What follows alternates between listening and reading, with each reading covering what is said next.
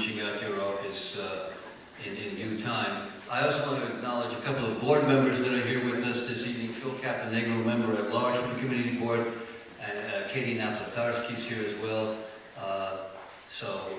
We do have a representation from the community board, and we want to hear your concerns afterwards. So I'll give it over to Mieszko and Vince now. Thank you. So first, questions and questions only to the Department of Homeless Services.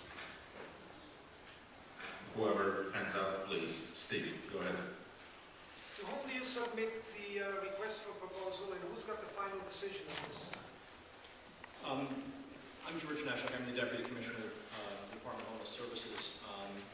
I just want to open up, I'll answer your question in 2 seconds. I want to open with an expression of our gratitude to having been invited here this evening. We fully appreciate the concerns that are raised in the community when a facility like a homeless shelter is cited or is proposed for a particular community. We understand that. We understand that it generates some concerns, some fears.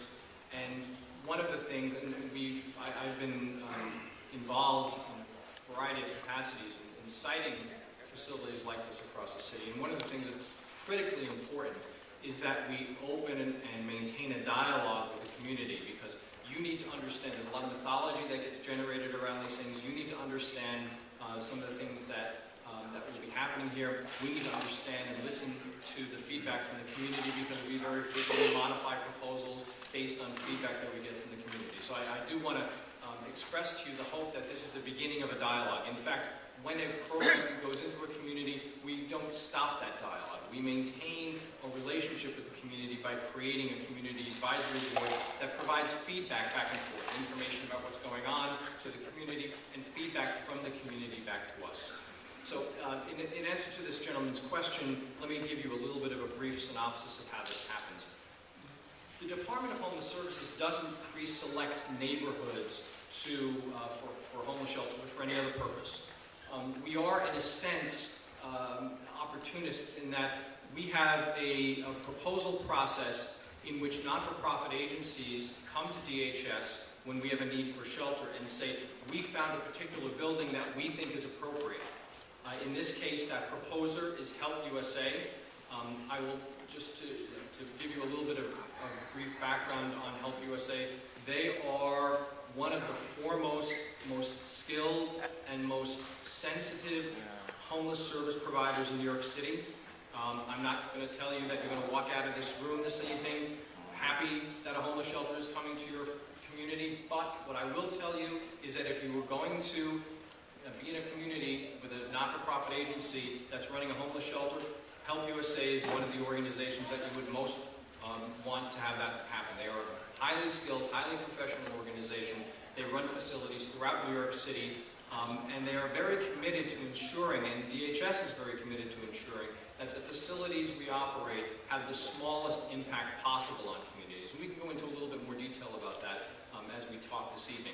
So Help USA submitted a proposal to DHS, and what DHS does is, as you might imagine we would do, we go through a process of evaluating the proposal. We evaluate the agency. Do they have a track record doing this successfully? Do they have the infrastructure to do this successfully? We evaluate the specifics of the proposal. Does the building, is it suitable for this purpose? Does the program they propose make sense given the population they want to serve? That proposal is then evaluated by people at DHS, and at some point we then make a judgment that yes, this proposal makes sense to move forward to a negotiation stage, and at that point we will enter into a series of negotiations with that provider. It's possible that a provider could propose something that doesn't make sense for a variety of reasons, programmatically, financially, and so the negotiation is where we work those things out. If we successfully complete that negotiation and DHS decides, yes, this is a program that should move forward, we then we propose a contract with that provider, and that contract then has to go through a series of steps. New York City has a very formal procurement process. It's got a lot of steps involved, partially to make certain that it's oversight over DHS, that we're making the right decision, but also a variety of parties needs to get involved to make certain that this is a good use of taxpayer dollars. So that contract that we propose needs to go to the law department, the mayor's lawyers, needs to go to the Mayor's Office of Contracts. It needs to go to the Office of Management and Budget. And finally, it culminates in a decision by the controller. The controller essentially reviews it and then ratifies it and says, yes, this is a contract that makes sense for New York City, or pushes back on the agency and says, no, it doesn't make sense for these reasons.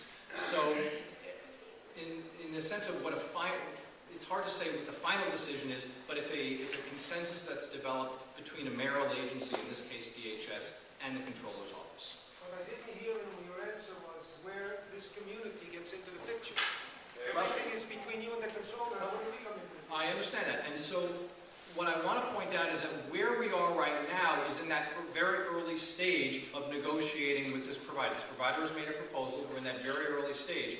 And what I'd like to point out is that we are here in front of you this evening at a very early stage in that process. We're here to communicate some information to you, excuse me, but more importantly, we're here to listen to you. And so we want to hear what your concerns are, and that feedback then gets incorporated into the process of making decisions about this proposal. By the way, and not to be defensive about this, but this is a process, us coming in front of you, is not a process that we're required to do by any law or regulation in New York City. DHS does this voluntarily as a commitment to communities to make certain that we are engaging in dialogue and listening to your needs. And so this is something we voluntarily do at the beginning of a process. And as I said earlier, this won't end here. We will continue to have mechanisms to get feedback from the community into this proposal. And if it does turn into a real project, even at that stage, we will continue to listen and create opportunities for feedback.